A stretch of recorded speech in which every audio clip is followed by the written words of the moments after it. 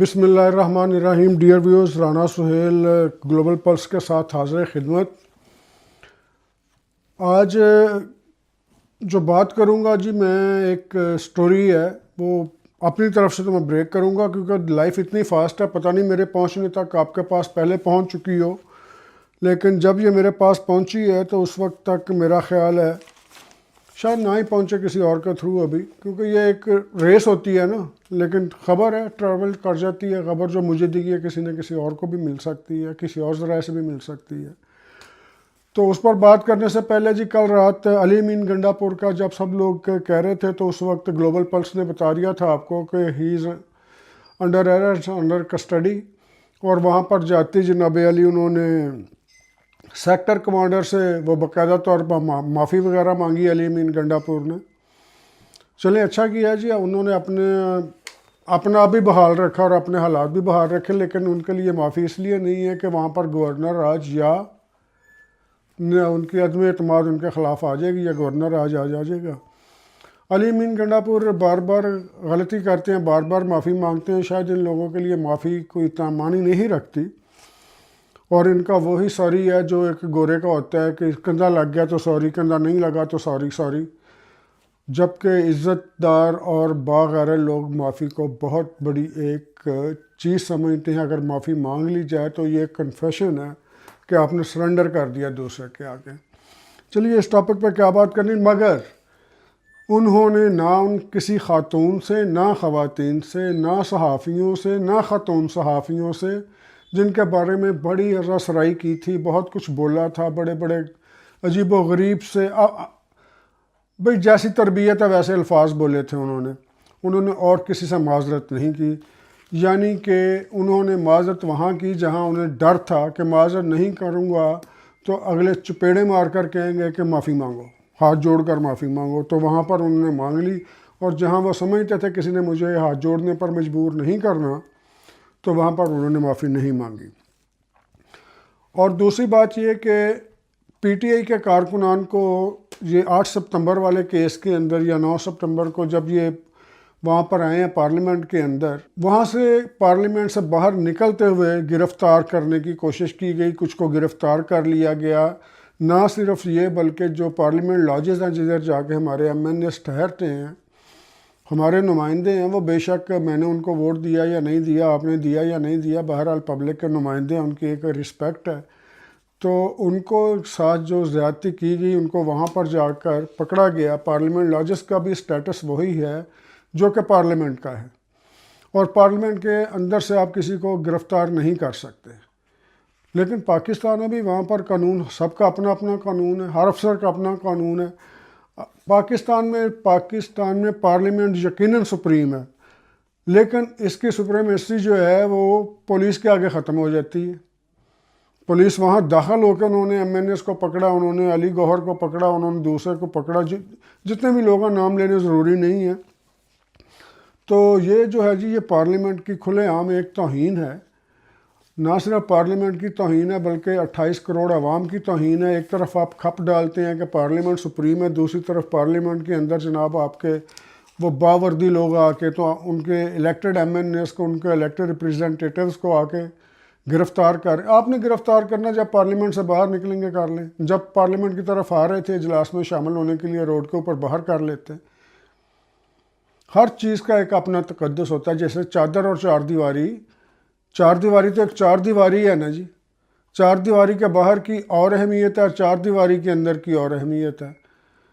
تو اس طرح پارلیمنٹ جو ہے نا جی، پارلیمنٹ کی جو چار دیواری کے اندر والی ہے نا جی چیز، وہ اس کا اپنا ایک تقدس ہے. جس طرح سپریم کورٹ کی باؤنڈری کے اندر اس کا اپنا ایک تقدس ہے.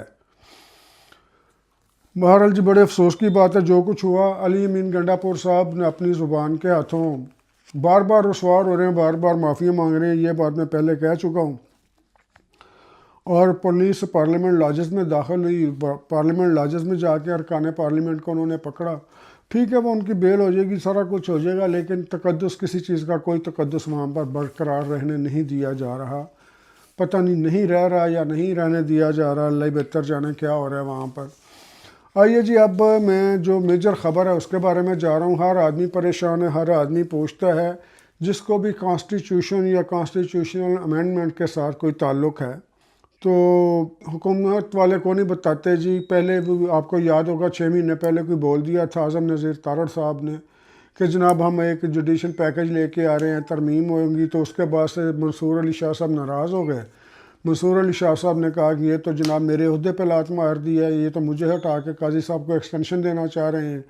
اور اسی وقت انہوں نے وہ فیصلے بھی دے دیے جو منصور علی شاہ نے زندگی بھر کبھی اس طرح کے فیصلے نہیں دیے تھے. تو بہرحال ان کے غلط فیصلوں میں سے ایک فیصلہ وہ بھی ہوگا. عموماً انہوں نے صحیح فیصلے دیے ہیں, لیکن قابل اعتراض کر لیں, غلط نہ کہیں, قابل اعتراض فیصلوں میں سے ایک یہ بھی فیصلہ ہوگا کہ جو پٹیشنر نہیں تھی پی ٹی آئی اس کو دے دیا کہ جناب یہ سیٹیں آپ کی ہیں, حالانکہ جب تک کوئی پٹیشنر ہی نہیں ہے تو اس کو آپ ریلیف کیسے دے سکتے ہیں. تو جوڈیشل پیکج نے جناب بڑا متنازع کر دیا تھا اور بڑا ماحول پولیوٹڈ کر دیا. اب جوڈیشل پیکج کے اندر کی جو خبر ہے, کیونکہ جوڈیشل پیکج جو آ رہا ہے سب سے پہلے انہوں نے کہا تھا جی کہ ہم 3 سال کے لیے جناب ان کی ریٹائرمنٹ ایج میں اضافہ کر رہے ہیں. اس کے اوپر کافی وہ ہوا کہ جناب 3 سال ٹو مچ پیریڈ ہو جاتا ہے, اس کا ٹینیور پیریڈ کرنا ہے. پھر انہوں نے کہا جی اگر نہیں ٹینیور پیریڈ کرنا, کیونکہ حکومت چاہتی ہے قاضی فائز عیسیٰ کو کنٹینیو کروانا. قاضی فائز عیسیٰ کہتے ہیں میں کوئی غیر قانونی یا غیر آئینی کام نہیں کروں گا. ہاں ایک صورت ہو سکتی ہے, انہوں نے خود تو نہیں کہا لیکن میں بتا رہا ہوں آپ کو کہ ایک صورت ہو سکتی ہے کہ آپ سب کی عمر میں اضافہ کر دیں, کہ ریٹائرمنٹ ایج میں اضافہ کر دیں تو میری ریٹائرمنٹ ایج آٹومیٹیکلی آگے چلی جائے گی, تو پھر کسی کو اعتراض بھی نہیں ہوگا اور یقیناً قاضی فائز عیسیٰ کو بھی اعتراض نہیں ہوگا. اب تو وہ اگر آپ ان کو اکیلے کو ایکسٹینشن دیتے ہیں, اکیلے کو, تو دس از کالڈ ایکسٹینشن. مثلاً جیسے آپ نے قمر جاوید باجوہ کو دی تھی ایکسٹینشن, اگر آپ کہتے جی کہ تمام فوج کے اندر ایکسٹینشن ہے جی ریٹائرمنٹ ایج یہ ہوگی, پھر تو اور بات تھی. ایک فرد واحد کے لیے جو کام کیا جائے نا جی اس پہ زیادہ آبجیکشن ہوتا ہے. اور یہ دیکھیے کہ قاضی فائز عیسیٰ کو 2 سال اور دینے کے لیے انہوں نے تمام ججز کی عمر کے اندر جو جوڈیشل پیکج ایک بنایا ہے, تمام ججز کی عمر 2 سال اور بڑھا دی ہے. لیکن یہ آئینی ترمیم آنی ہے, ابھی آئی نہیں, کیونکہ یہ چیزیں آنے, میڈیا اتنا تیز ہے میڈیا کہ اس نے یہ علی امین گنڈا پور ابھی پہنچا بھی نہیں تھا جہاں جانا تھا, اس نے پہلے جناب علی پروگرام ہونا شروع ہو گئے تھے, اغوا کر لیا گیا, وہ ہو گیا, یہ ہو گیا. تو میڈیا جناب اتنا فاسٹ ہے کہ اب جو رننگ گورنمنٹ ہے ہماری, موجودہ حکومت ہے شہباز شریف صاحب والی, تو انہوں نے فیصلہ کیا جی ہم تمام چیزوں کو سیکرٹ رکھیں گے. یہ فیصلہ کیا ہم تمام چیزوں کو سیکرٹ رکھیں گے, ہم کسی صحافی سے گفتگو نہیں کریں گے, کسی میڈیا پرسن سے ٹاک نہیں کریں گے, ہم اس چیز کو ڈسکلوز نہیں کریں گے کہ ہم آئینی پیکج کیا لا رہے ہیں. وہ کیا والی چیز تو خیر مجھے مل گئی, کیا والی چیز مجھے مل گئی. اگر میں اپنا ان سے کہوں گا کہ اگر دکھا سکیں تو وہ تو مجھے مل گئی جناب آئینی پیکج والی, کہ اس کے اندر اب یہ آنی کب ہے, کرنی کب ہے. اور یہ بھی بتا دوں کہ حکومت کے پاس اس وقت ریکوائرڈ جتنے بھی ہمیں چاہیے ایم این ایز یا جتنے ان کو ووٹس چاہیے امینڈمنٹ لانے کے لیے, وہ ان کی گنتی پوری ہے, اور باقی گنتی کل پوری ہو گئی تھی جب یہ گرفتاریاں ہو رہی تھیں. تو یہ گنتی انہوں نے اب اپنی پوری کر لی ہے. اس گنتی کے بعد اب جوڈیشل پیکج کے اندر ہے کیا جی, جوڈیشل پیکج کے اندر موٹی سی بات بتانی ہے, جتنے بھی ججز ہیں ہائی کورٹ اور سپریم کورٹ کے, سب کی عمر میں 2 سال کا اضافہ ہوگا. جتنے بھی ججز ہیں ہائی کورٹس اور سپریم کورٹس کے, یا انکلوڈنگ اسلام آباد ہائی کورٹ بھی, تو 2 سال کا اضافہ ہوگا. اب جنہوں نے اکتوبر 2024 میں ریٹائر ہونا تھا, اب وہ اکتوبر 2026 میں ریٹائر ہوں گے, جن کے بارے میں بات کر رہا ہوں آپ کو بھی پتہ ہے. تو یہ جوڈیشل پیکج جناب بالکل ریڈی پڑا ہے, اور یہ امینڈمنٹ جو ہے جی میرا خیال ہے 1 ہفتے کے اندر یا تھوڑا سا اس سے تھوڑا سا بعد, یا ودن 1 اور 2 ڈیز, یہ دنوں کا مجھے نہیں پتہ, لیکن یہ اس لیے نہیں پتہ کہ انہوں نے اس کو سیکرٹ رکھنا ہے.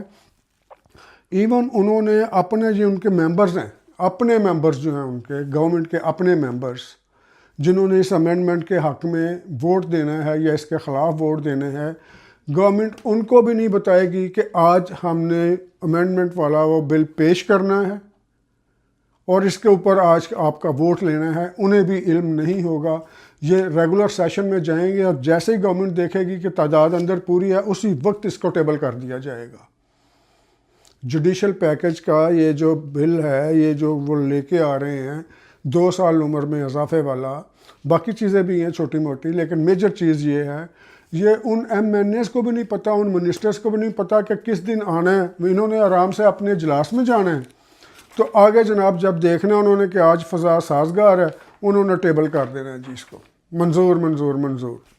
تو اس طرح جوڈیشل پیکج جناب ریڈی ہو چکا ہے، وہ آج آ جائے، کل آ جائے، پرسوں آ جائے، ہو سکتا ہے میرا ولاگ ہونے سے پہلے آ جائے، کیونکہ اب انہوں نے اس ہوا میں پتنگ اڑانی ہے جو اس ڈور اور ہوا کے موافق ہے۔